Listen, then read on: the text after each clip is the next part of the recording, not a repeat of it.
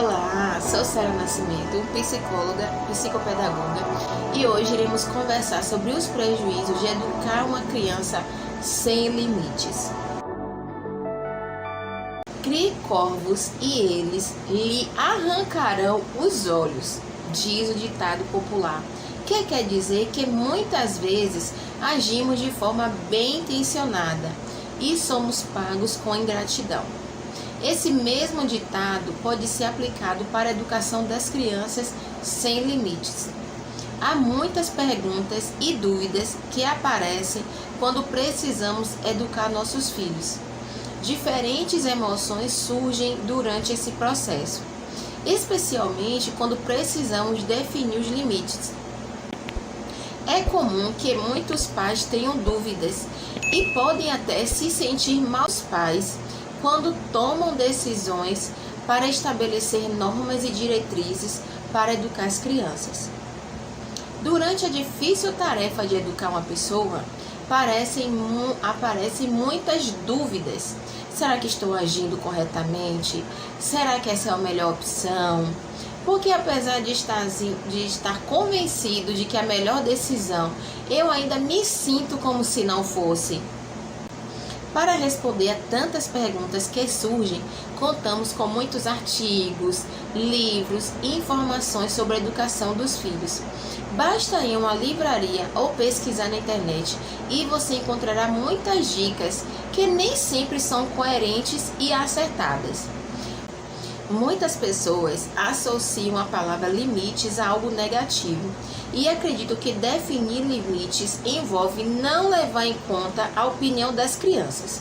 No entanto, esse conceito está longe de outros como gritar, irritar ou ignorar e se aproximar do conceito de estruturar, regular e ensinar. Definir um limite não implica levantar a voz, ficar com raiva ou desrespeitar o outro.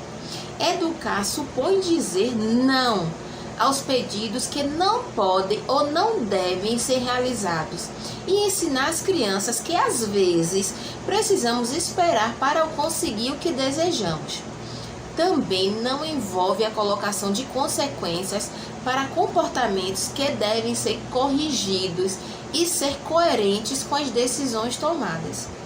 Não é necessário que os pais elevem a voz, fiquem com raiva ou ameacem constantemente seus filhos. A mensagem pode ser transmitida com calma, de forma clara e sem muitas repetições. Nunca faça ameaças que não vai cumprir. Imagine que está em um supermercado e seu filho, sua filha quer comprar um bolo, quer um brinquedo. No momento ou a ocasião para comprar, o brinquedo, você diz não. Diante da sua resposta, a criança insiste, começa a chorar, espernear, se jogar no chão. Nesse ponto você começa a sentir vergonha, porque as pessoas já começam a olhar para você. E isso causa muita irritação. E para acabar de vez com a birra e para que o show não continue, você vai e compra um brinquedo. Ela fica feliz ao seu lado, se cala, você deixa de sentir vergonha e a compra continua tranquilamente. Nesse exemplo, podemos perceber que quando os pais cedem, ficam aliviados porque a criança parou de chorar. Já não sentem vergonha e a raiva acaba. No entanto, a criança aprendeu que utilizando de birra pode obter o que ela deseja. Embora pareça que naquele momento o problema esteja sob controle, se isso tornar habitual, as birras podem aumentar e se tornar comportamento padrão para a criança alcançar o que deseja.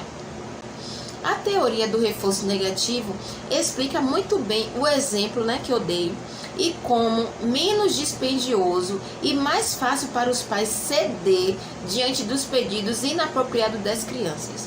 No entanto, a longo prazo, o custo será muito maior, porque os comportamentos inadequados serão reproduzidos em um ritmo exponencial. Diante de uma conduta inapropriada, como acessos de raiva, agressão ou ameaças, os pais cedem Os dois lados se sentem bem. Os pais conseguem fazer a criança parar de chorar e deixa de incomodar enquanto ela consegue o que quer. A armadilha do reforço negativo explica como os pais, ao cederem diante de uma birra, obtêm um alívio porque ela cessa, enquanto a criança consegue o que deseja. Desta forma, aumenta a probabilidade de que, com o passar do tempo, as birras sejam mais frequentes. A curto prazo, parece que ambos os lados acabam ganhando, mas as consequências a longo prazo podem não ser tão agradáveis. A criança aprenderá a manipular o adulto através de comportamentos e os usará com mais regularidade. Por outro lado, os pais não conseguirão controlar o comportamento da criança a não ser que lhe deem o que ela está lhe pedindo. Quais são as consequências de educar uma criança sem limites? As pessoas que não aprenderam a ter limites normalmente têm uma baixa tolerância à frustração, dificuldade de controlar suas emoções e não conseguem cumprir as normas e as obrigações. São manipuladoras e fazem com que os outros se sintam mal por não atingir os seus objetivos.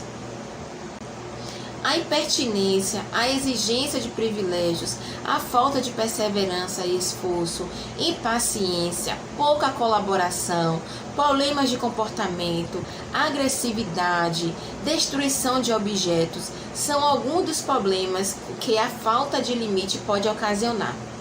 Nos transtornos comportamentais, que são caracterizados por um desafio constante e pela quebra de regras, é comum encontrar uma educação sem limites, onde a criança é quem ordena, comanda e decide.